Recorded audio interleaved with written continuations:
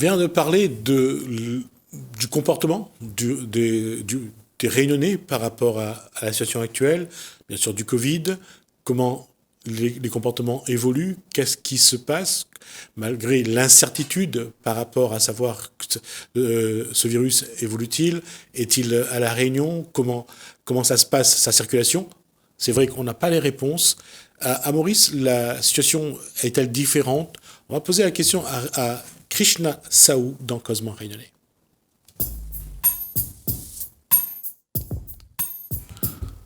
Bonsoir Krishna Saou. Bonjour. Alors, est-ce que, ça fait combien de temps vous êtes à La Réunion? Depuis 2 ou 3 ans.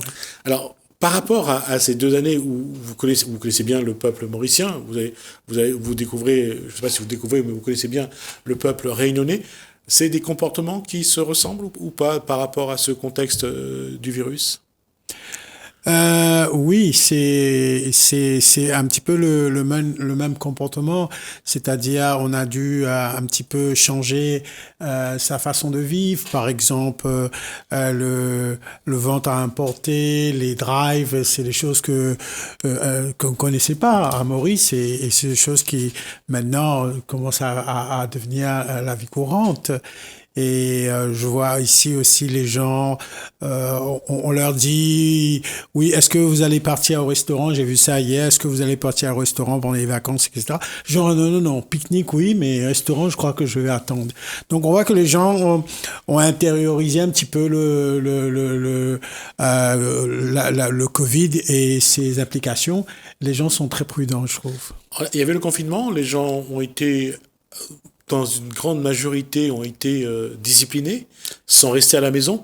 À La Réunion, à Maurice, c'était pareil. Les gens ont suivi les consignes Les du gens gouvernement. les gens, dans un premier temps, ils comprenaient pas trop le danger, parce que ils croyaient que c'était un virus comme la grippe, etc. Mais après, quand ils ont compris et qu'ils ont vu l'ampleur de ça dans le monde, et ils sont restés confinés, ils ont respecté les mots d'ordre. Et un petit peu comme dans d'autres pays, à Maurice, si on ne travaille pas, on ne mange pas. Oui. Et pour ceux qui devaient aller travailler, mais qui malheureusement étaient confinés, ils ont trouvé des solutions ou pas? Oui, c'est-à-dire que il y a eu un petit peu le même procédé que ici, c'est-à-dire il y avait un plan de soutien pour eux, qu'ils pouvaient recevoir un peu d'argent pour ceux qui sont dans les secteurs informels, et ceux qui avaient un salaire, c'était un peu plus facile de décider, c'est-à-dire qu'ils vont recevoir 3/4 de leur salaire ou la moitié de leur salaire par rapport à un plateau. Ceux qui sont en dessous de 25 000, ça va recevoir 3/4, etc., etc. Donc, il y avait un calcul mathématique pour ça. Mais ce qui était beaucoup plus important, c'est pour ceux qui sont dans les secteurs informels, comme vous le savez, les marchands d'Alpori, les gens qui sont... Ouais, Ceux voilà. ceux qui sont vendeurs sur la route, sur l'espace public, qui vendent Ouais, qui ont un travail pour vivre. pour Parce que vivre. si on vend pas, on ne vit pas. On ne vit pas. Et ça, c'était important, parce que ces gens-là, comme ici, ils n'avaient pas d'argent, ils auraient fait fi du confinement, ils seront obligés d'aller vendre, hein. On a vu ça, on voit ça en Inde. Pourquoi ça Ouais. dérape en Inde? Parce que ces gens dans le secteur informel, il faut manger, quoi. Entre remplir son ventre, survivre, Ou mourir. ou mourir. Donc voilà, là, le choix est. Donc ça, c'était très important que on a soutenu cet aspect parce qu'il y a beaucoup de marchands ambulants, comme vous le savez, dans les rues et tout, qui vendent des vêtements, qui vendent plein de choses, pas que le marchand d'Alpori, quoi. Donc ça, c'est un secteur assez, on appelle les marchands ambulants. Donc ça, c'était très important de pouvoir les cantonner à la maison, parce que dans un premier temps, on avait vu des marchands d'Alpori qui faisaient fi Je vais juste vous demander de ne pas trop vous pencher sur Ouais. le micro parce qu'il est très sensible. La question que je vais vous poser, c'est est-ce qu'aujourd'hui, depuis le déconfinement, est-ce qu'aujourd'hui, la population est toujours méfiante, vigilante et respecte ce que le gouvernement met en place? Parce qu'entre autres, on rappelle que les frontières avec Maurice sont fermées aujourd'hui. Oui, les frontières sont fermées, Et ça, c'est une bonne chose parce que à Maurice comme à La Réunion, le virus surtout, il vient des cas importés, comme on dit, soit des Mauriciens qui rentrent au pays, etc. Et puis on va rappeler quand même que Maurice vit beaucoup du tourisme et qu'il y a beaucoup d'avions qui arrivaient à Maurice jusqu'au début du confinement. Oui, voilà. Et donc là, c'était un choix très difficile qu'ils ont fait. Ils auront pu ouvrir les frontières un peu plus tôt, mais ça, avec le risque que le virus peut réapparaître, et ils voulaient pas une seconde vague. Et par rapport aux résultats les leçons qu'ils ont tirées du confinement, ils ont réalisé que le virus a quand même propagé à l'intérieur très vite dans des endroits où il y a une densité de population, c'est-à-dire à Plaine-Williams, c'est-à-dire Beaubassin, Roseville, enfin les villes où il y a une densité de population. Le virus, quand il est rentré à l'intérieur local, comme on dit, il s'est propagé assez rapidement. Donc, c'est pour ça que finalement, ils ont préféré ouvrir la frontière qu'à partir du 1er septembre et que les touristes seront très stricts, ils ne pourront pas se déplacer comme ils veulent et tout. Donc, oui, parce que là-bas aussi, il faudra appliquer qu'on essaye d'appliquer à La Réunion, c'est-à-dire qu'à l'arrivée, regarder s'il y a des gens qui sont malades, savoir s'il faut les placer en septaine, c'est-à-dire pendant 7 jours en confinement, pour voir s'il y a une maladie. Et pour l'instant, est-ce qu'on va vers cette décision-là ou Maurice est en train de préparer autre chose? Je pense que Maurice reste très très prudent là-dessus parce que les cas qu'on a eus là récemment à Maurice, c'est par rapport à des Mauriciens qui étaient bloqués à l'étranger et qui rentraient au pays. Et donc parmi cette population-là, il y a eu les cas infectés. Et donc je pense que Maurice va être très très prudent parce que malgré là le fait que ces Mauriciens qui étaient à l'étranger en Inde par exemple qui sont rentrés à Maurice, on les a quand même fait des tests PCR avant qu'ils partent et après on les a mis en quatorzaine parce qu'à Maurice il n'y a pas de septaine, c'est en quatorzaine pour le moment. Et comme vous savez très bien, le virus, il y a des patients qui sont asymptomatiques, c'est-à-dire que ne présentent aucun symptôme. Aucun symptôme. Et juste au deuxième test, c'est-à-dire à 14 jours, la test de sortie, comme on dit, et c'est là qu'ils ont découvert que le gars était infecté, une famille. Donc ça amène à beaucoup plus de prudence pour éviter une deuxième vague, parce que ils ont compris le danger quand ils ont vu que le virus propage très vite quand il y a une densité de population, c'est-à-dire il faut faire très attention si les gens circulent dans des régions comme Pamplemousse, Flac, où il y a eu 0 cas, pas du tout. Et il y a eu plusieurs cas donc c'est pour ça que ça a changé. Et puis la population, un peu comme La Réunion, ils en veulent pas trop qu'on ramène des touristes trop vite, parce que ça va les obliger à eux de repartir à un confinement peut-être strict, et ça, personne n'en veut. Sur la vie depuis le déconfinement, je crois que c'est vers la mi-mai qu'on a commencé à déconfiner. Ouais. Est-ce que la vie a repris, pas comme avant, mais a repris peu à peu? Oui, la vie après peu à peu, mais la vie n'est pas comme avant. Les gens sont pas spécialement tous les week-ends, ils sont à la plage, etc. Donc on voit bien que les gens ont commencé à développer une certaine réticence. Les gens vivent plus à l'intérieur, les gens cultivent fait un petit retour un petit peu au jardinage pour avoir les cotomilis, les légumes et les oignons, comme on dit un petit peu à portée de main.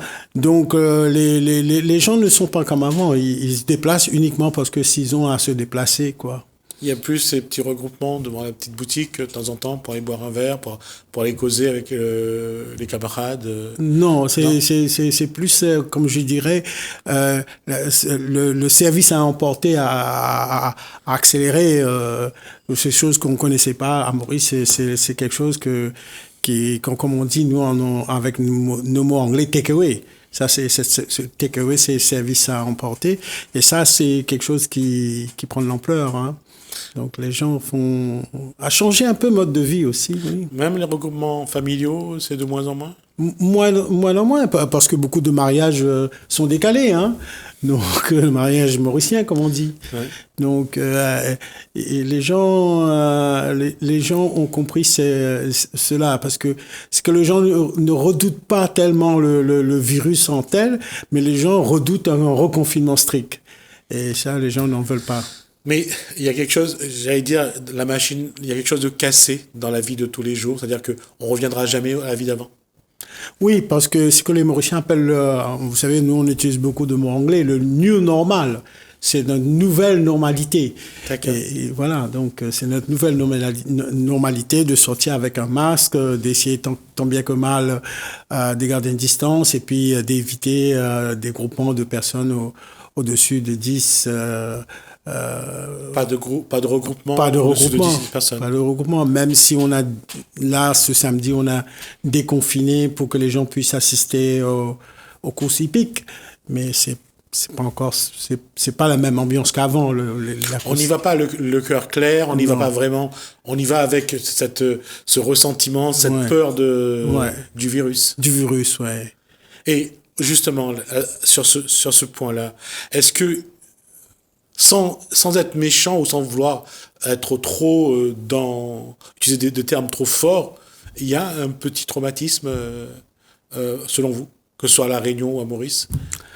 Je pense que le confinement strict, ça, oui. Parce que, vous savez, nous, j'ai vu ça même à La Réunion, le confinement strict, les gens n'étaient pas prêts à ça et il n'y avait pas ce qu'il fallait pour ça. C'est-à-dire que comment on se fait livrer ses médicaments, comment on reste en contact avec le Grand Moon.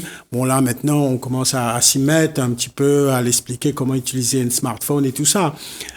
Donc, on voit bien que les comportements ont changé et les gens vivent dans cette peur d'un confinement où on est coupé de tout. Et donc là, les gens commencent, même à Maurice, je vois les Grands Moons et tout, commencent à s'initier un petit peu. C'est quoi Facebook? C'est quoi smartphone? C'est quoi Skype? C'est quoi... On a beaucoup vécu à Maurice aussi, ça a changé. C'est-à-dire que, pour donner un exemple, par exemple, quand on fait une interview, on le fait sur Zoom, hein, visioconférence. Les cours de justice fonctionnent sur visioconférence. Donc, les cours, etc. Donc, les cours pour les enfants et tout ça. Et également, ça vaut aussi pour les chefs d'entreprise, pour les rencontres professionnelles. Voilà. Beaucoup se passe sur Zoom, sur Skype, ouais. Sur Facebook. Il y a l'apparition du télétravail. Oui, voilà. Tout à fait, oui. Ouais. Et le télétravail continue encore un peu à Maurice? Oui, il continue. Parce que finalement... indirectement, Covid a ses avantages parce qu'on a quand même découvert que ça, c'est une bonne solution. Ça évite de devoir se déplacer. Je veux dire, par exemple, dans le secteur TIC, c'est-à-dire les secteurs des call centers, des centres d'appel, les gens ne sont pas tout le temps obligés de se déplacer pour aller à un endroit... voilà. Avant, on s'est passé beaucoup à moto, à vélo. Il y a encore autant d'animations dans les rues ou pas? Oui, peut-être un petit peu comme partout dans le monde. Les gens commencent à utiliser plus leur vélo, plus leur scooter, plus leur moto bécane, etc., mobilette, parce que c'est beaucoup plus facile de se déplacer, parce que avec la distance sociale dans les bus, hein, c'est un peu comme les bus ici, il faut s'asseoir l'un par à côté de l'autre, etc. Mettre un masque et donc les gens préfèrent prendre un vélo, c'est beaucoup plus simple pour se déplacer, quoi.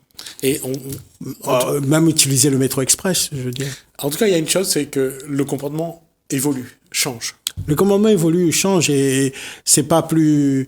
à Maurice aussi, je pense qu'on va vers le numérique. Les gens, comme je vous ai dit tout à l'heure, ils vont, au lieu de faire des regroupements familiales, ils se font un Skype, ils se font un Facebook Live, etc. Ils parlent entre eux. Donc ça commence à être intégré beaucoup plus vite qu'on le pensait, alors que on pouvait penser que s'il n'y avait pas Covid, les gens auraient été un petit peu plus réticents dans notre culture d'adopter ces outils informatiques, etc., quoi. En tout cas, on voit que de plus en plus, il y a une prise de conscience, il faut prendre le moins de risques possible. Oui, il faut prendre le moins de risques possible et parce que les gens ont compris aussi que nous, à Maurice ou à La Réunion, et là j'ai vu hier Monsieur Castex à Guyane, en Guyane, c'est que comme en Guyane aussi, nous les petits îlots, comme on dit, on n'a pas des grands hôpitaux, on n'a pas des lits en réanimation en quantité, donc il faut qu'on fasse attention parce que sinon, si on est débordé, ça peut être catastrophique pour nous. C'est peut-être prétentieux de poser la question, et parce que on n'a pas non plus la réponse certaine. Mais comment est-ce qu'on peut regarder l'évolution, que ce soit à La Réunion ou à l'île Maurice, comment les populations vont évoluer avec ça? Est-ce qu'il va y avoir un repli sur soi? On va de plus en plus s'enfermer pour éviter le virus et le reconfinement? Ou est-ce qu'à un moment donné, on va se dire, advienne que pourra?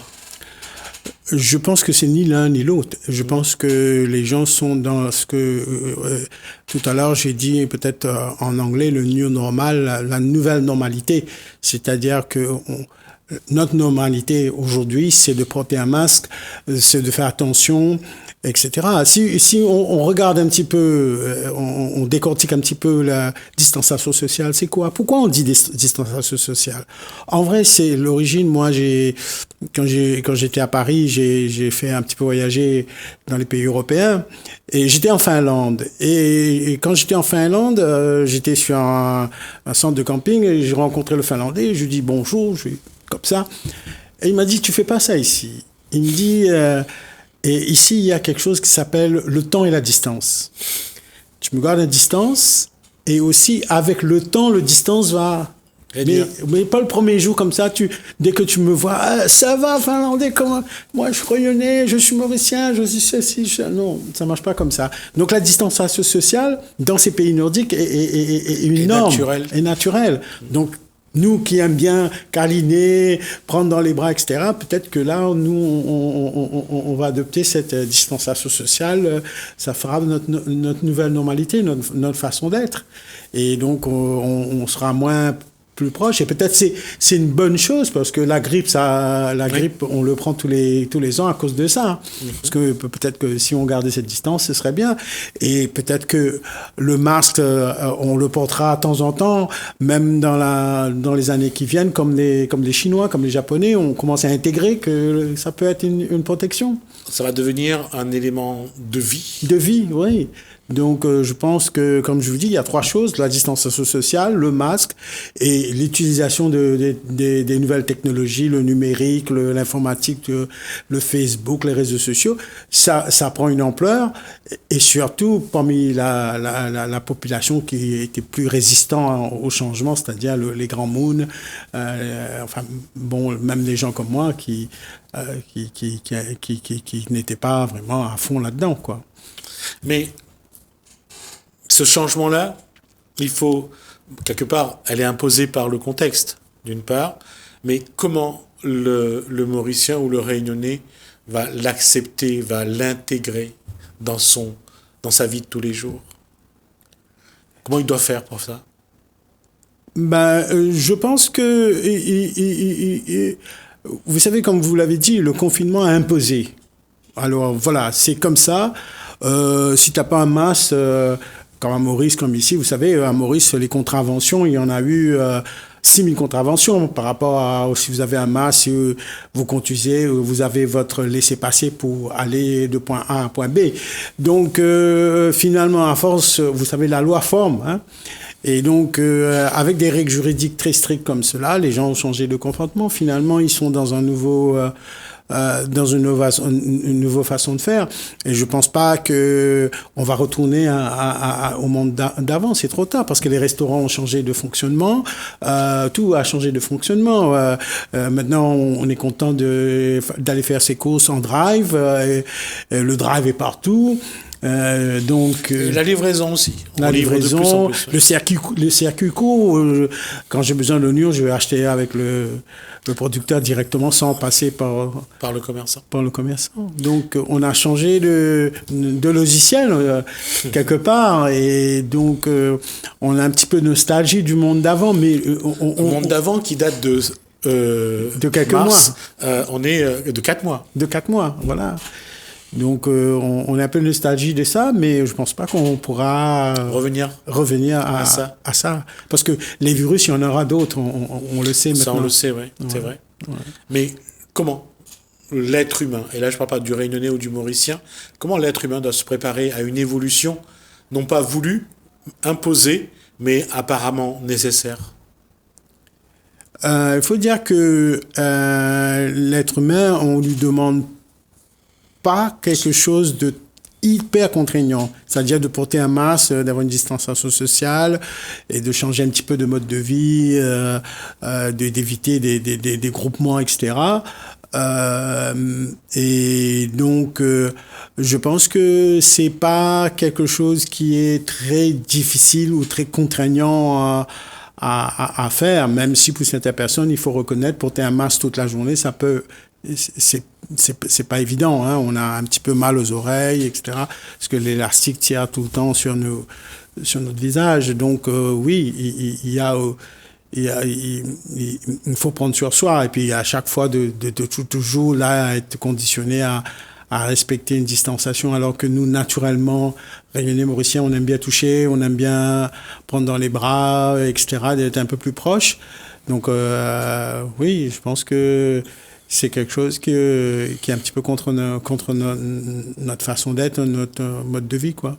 Et il y a quelque chose quand même qu'il va falloir se poser, la question, c'est de savoir, à partir du moment où il n'y aura plus cette forme d'humanité qu'il y avait, de se toucher, de se faire des câlins, d'être proche, ça va changer le comportement.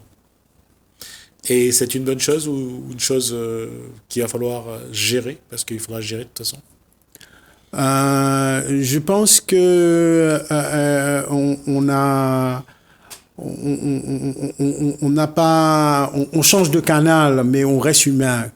On change de canal, c'est-à-dire qu'au lieu d'aller rencontrer quelqu'un, on va passer un coup de fil, on fera ça sur smartphone. Oui, on fait un Instagram, etc. Ouais. Mais les jeunes ont déjà intégré ça, c'est-à-dire les jeunes vivent comme ça, eux. Oui, c'est vrai. Ils vivaient comme ça avant les 4 mois, c'était leur monde à eux. Ouais. Mais nous, on n'était pas dedans parce qu'on comprenait rien. Ils regardaient la télé, ils avaient tout. Et maintenant que moi, je suis dans cette histoire de Facebook Live, machin, je vois que j'ai toutes les informations. Mes amis me contactent, j'ai tous les journaux, toutes les informations, ce qui se passe en Guyane, ce qui se passe ici, Martinique, je l'ai à la seconde près. Donc voilà, ça aussi c'est un monde nouveau que je suis rentré. Voilà, on va rester sur cette tête positive. On va voir si le public y adhère. En tout cas, on verra si on abordera de nouveau cette discussion-là et voir un petit peu s'il y a d'autres personnes qui ont des avis différents. En tout cas, Krishna Saou, merci en tout cas de nous avoir monsieur. Pour cet éclairage. Ça a été très enrichissant. Merci, on vous retrouvera de toute façon pour d'autres sujets et pour parler de Maurice d'une façon ou d'une autre. Merci à vous en tout cas. Merci à vous également de nous avoir suivis. Merci Hélène, merci François. Je vous dis à bientôt. Ok, merci.